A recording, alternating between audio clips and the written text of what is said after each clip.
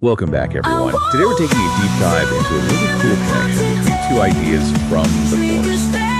Recognizing ourselves as the light of the world, and then seeing how that ties into the idea of forgiveness as being like our special job or function. We've got a couple passages from the course to explore, and a few of your questions to help us unpack it all. Sounds good. Yeah, so why don't we just jump right into that first passage.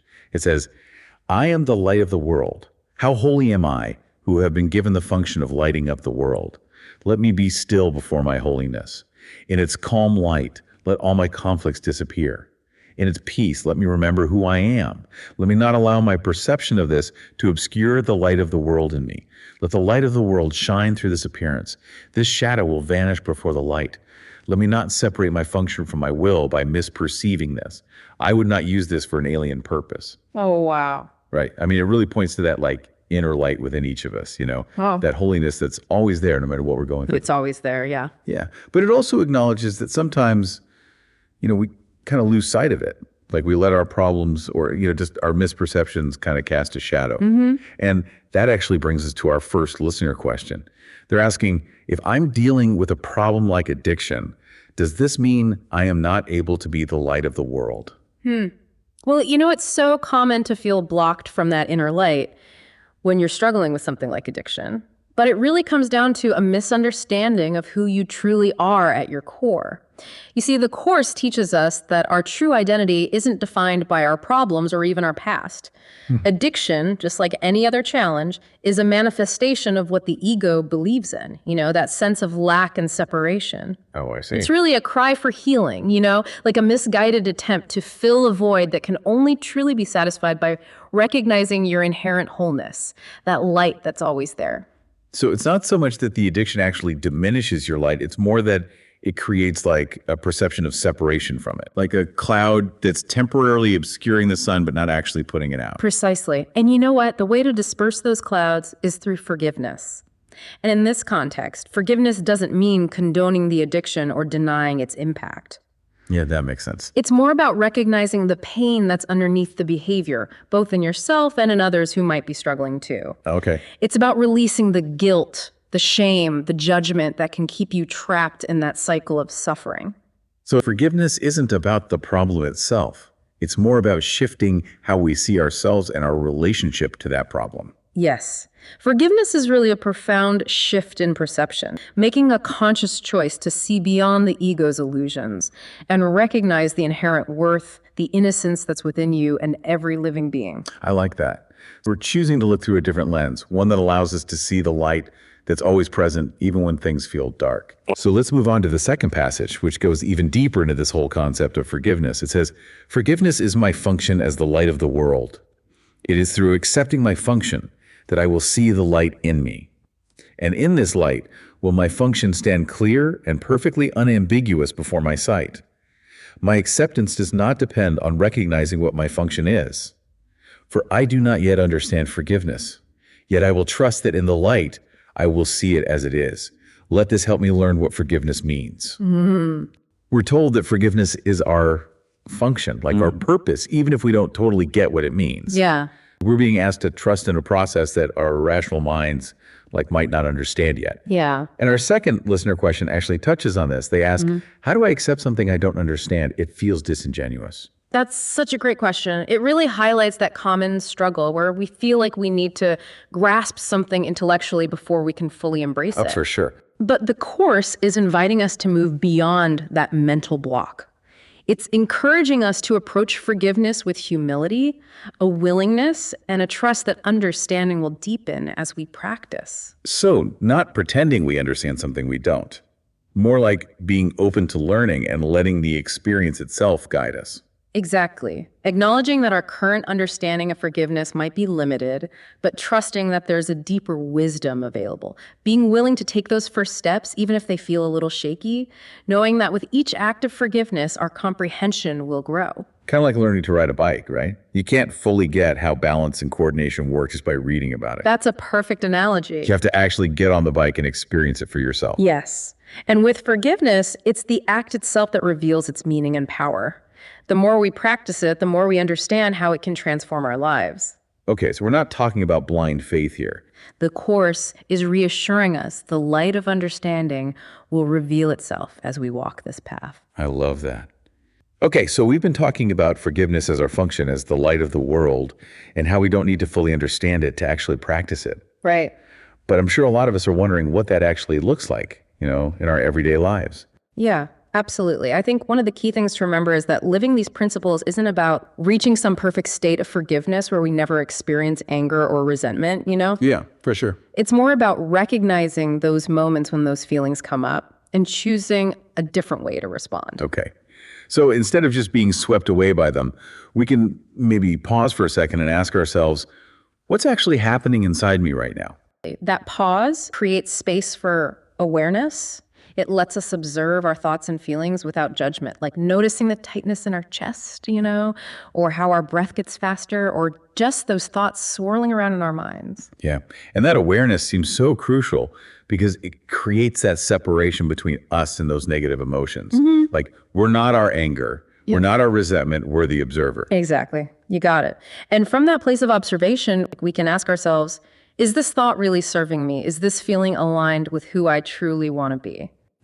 So it's like a process of gently detaching from the ego's grip and reconnecting with our true selves. Yes. And forgiveness is that bridge that connects us back to that place of love and wholeness, releasing the need to be right, the need to blame, the need to punish. But what about those times when forgiveness feels almost impossible? Like when the hurt is so deep that we can't even imagine letting go. Those are the moments when we need to lean into the practice even more. I mean, it's easy to forgive when it's something small, right? But the real transformation happens when we choose forgiveness, even when it feels incredibly challenging. So how do we actually navigate those moments of intense pain or resentment? Like, how do we even begin to forgive when it feels so overwhelming? Well, one really powerful practice is to try shifting our focus from the content of the situation to the feelings that we're experiencing inside. So instead of getting caught up in the details of like who did what to whom, we can just acknowledge the pain, the anger, the sadness that we're feeling. So we're kind of giving ourselves permission to feel those emotions fully, like not trying to push them away or deny them. Yes, exactly. And as we allow ourselves to feel them, we create space for them to move through us. We stop resisting them. And in that surrender, a shift starts to happen. Yeah. That self-compassion seems so important because it allows us to release that judgment that we often direct toward ourselves for feeling those negative emotions. Yes, absolutely. And as we release that judgment, we start to soften. We create that space for healing to come in. Okay, so what about forgiveness towards others? How do we cultivate that when we're still grappling with the hurt they've caused?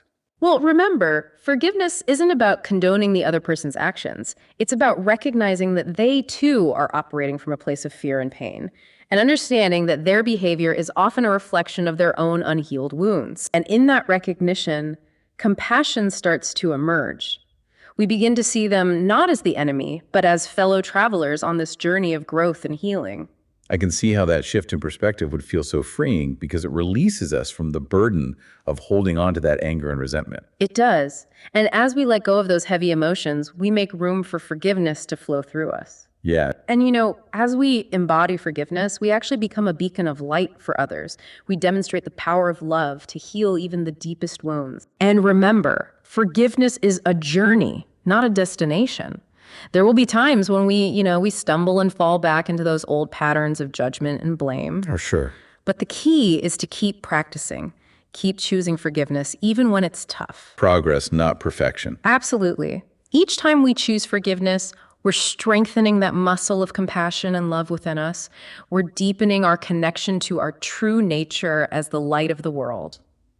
All right, so we've talked about forgiveness as our function, and how it can help us deal with all those difficult emotions that come up. Right. But now I think it's time to get practical. Like, what are some actual ways that we can integrate this into our daily lives? Yeah, for sure. I think one of the simplest but most powerful tools is just becoming aware of our judgments, like noticing when we're criticizing ourselves or other people, or even paying attention to those stories we tell ourselves about why things are happening the way they are. Then we can choose to challenge them, like ask ourselves, is this thought really true? Is it even helpful? Is it aligned with who I want to be? with my desire for peace and happiness. Stepping back from all that ego trauma and observing our thoughts with a little more objectivity. Yes. And from that place of objectivity, we can start to let go of those judgments that aren't serving us anymore. We can choose to replace them with more loving and compassionate thoughts. Okay, that makes sense. But what about, like, in those moments when we're really struggling? Are there any specific techniques for cultivating forgiveness? Yeah, there are a bunch. One that I find really helpful is to just imagine yourself surrounded by this warm golden light. Okay. And this light, it represents love, healing, forgiveness. And as you breathe in, you can visualize that light filling your entire being, just washing away any resentment or anger that you might be holding on to. Oh, wow. That sounds like such a beautiful way to create a sense of peace and space within ourselves. It really is. And another powerful one is to actually write a letter of forgiveness. Now, you don't have to actually send it to anyone. The act of writing itself can be super therapeutic. Just express your feelings honestly, but also try to see the situation from the other person's perspective. Yeah, that shift in perspective can be so helpful because it reminds us that, like, everyone's operating from their own level of understanding, often driven by fear or pain. Exactly. And we all make mistakes. We all have that capacity to learn and grow. Forgiveness is about recognizing that shared humanity and extending compassion to ourselves and others. So what about those situations where we're dealing with someone who, like, keeps hurting us? Yeah. Does forgiveness mean we have to just stay in that situation and put up with it? No, not at all.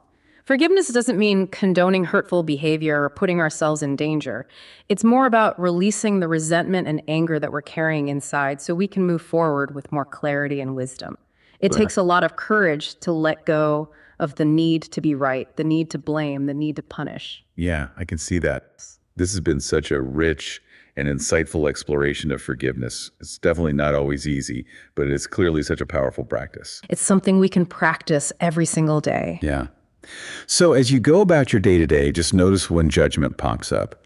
Choose to pause, take a breath, and offer yourself and others the gift of forgiveness. And as you do that, you'll start to discover the incredible peace and joy that's waiting for you on this path of healing and transformation.